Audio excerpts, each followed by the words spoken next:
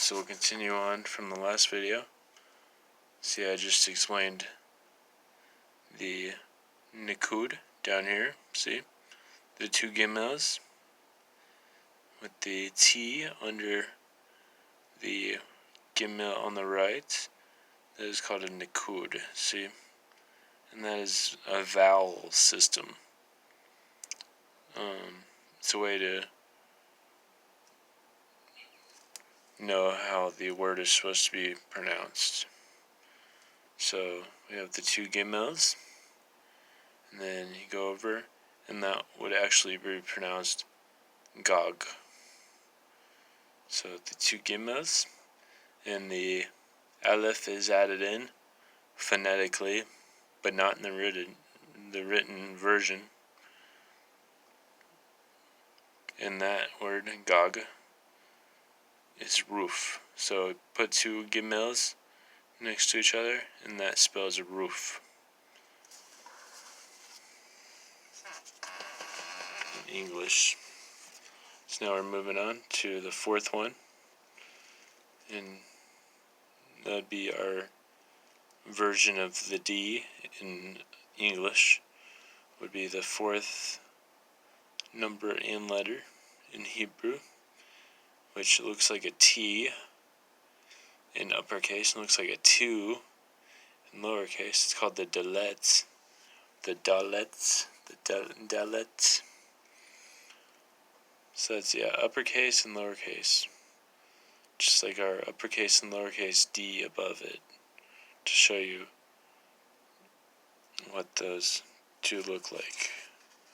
So printed, it looks like a T, except for with the long side to the left. See, under where I wrote print form, under where my thumb is, that's the printed form of the dalet. Looks like a T. And so we have our third word that we can learn from this. We're going to learn how to write and say the word fish. So we have our gimel. The gimel is turned around. So, oh no, okay, never mind. No, that's the way the gimel is supposed to be turned. I was looking at a different letter, because there is a different letter where it's turned the other direction. But anyway, so we have our gimel, and then we have the lowercase dalet, as seen above. See? Lowercase dalet, which looks like a 2.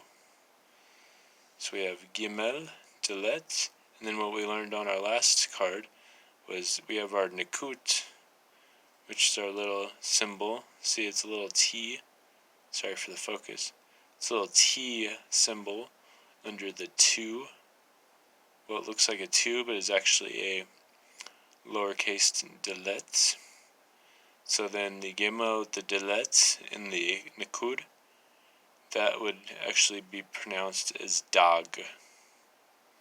See, the nikud would actually